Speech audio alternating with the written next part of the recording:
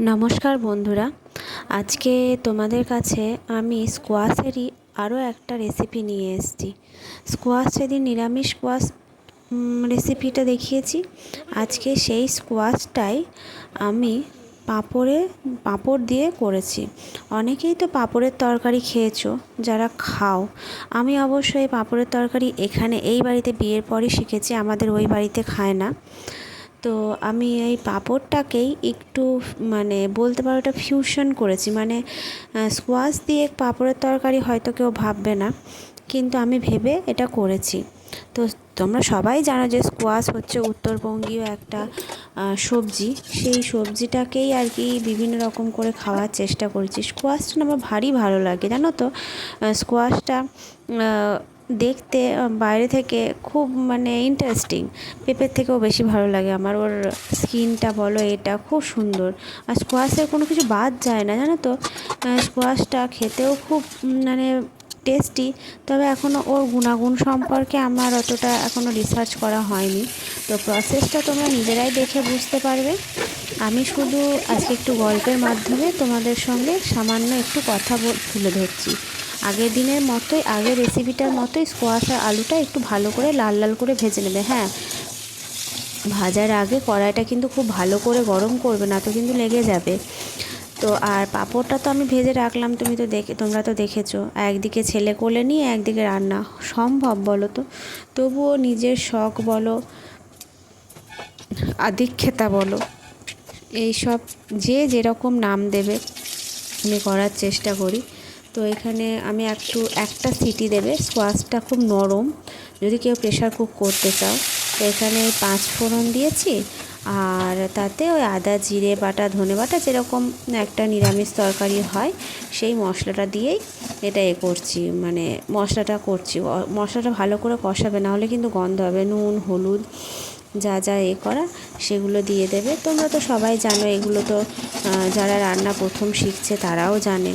তো আর স্কোয়াশটা পেঁপের মতো অতটা শক্ত নয়, জানো তো। স্কোয়াশটা একটু নরম। তো একটাই প্রেশারে সিটি মারবে, না হলে গলে পাক হয়ে যাবে। তো এখানে টমেটো আর কাঁচা লঙ্কা দিলাম, কাঁচা লঙ্কাগুলো চিড়ে দিয়েছি, জানো তো। আর আমি না টমেটো অত কুচোনো বেশি কুচোনো হয় না, তো সম্ভব হয় না। তো আমি কোনো রকমে কেটে তারপরে দিয়ে তরকারিতে আমি ওই খুন্তিতে করে আমি কোনো রকমে কুচিয়ে নিই সেগুলোকে।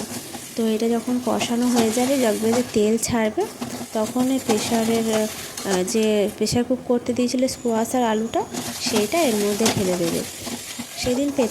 সেদিন দিয়ে করেছিলাম ওই পাঁপড় দিয়ে। সত্যি বলছি, পাঁপড় আর স্কোয়াশের যে কম্বিনেশনটা খুব ভালো খেতে হয়েছিল।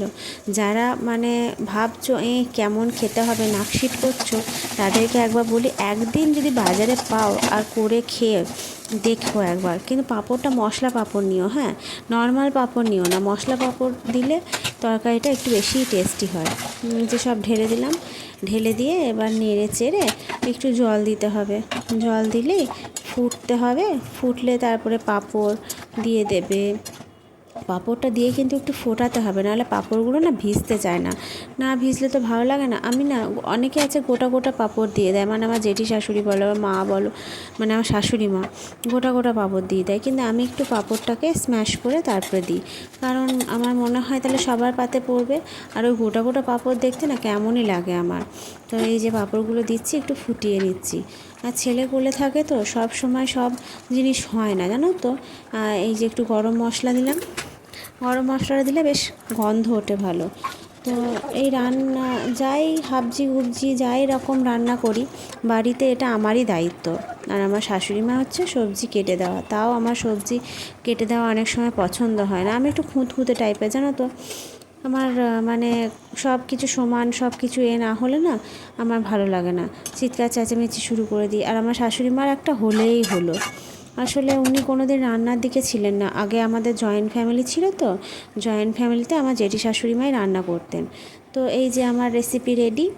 তো তোমাদের কেমন লাগলো দেখে নিশ্চয়ই ভালো লেগেছে। তাহলে এবার চটপট বানিয়ে ফেলো।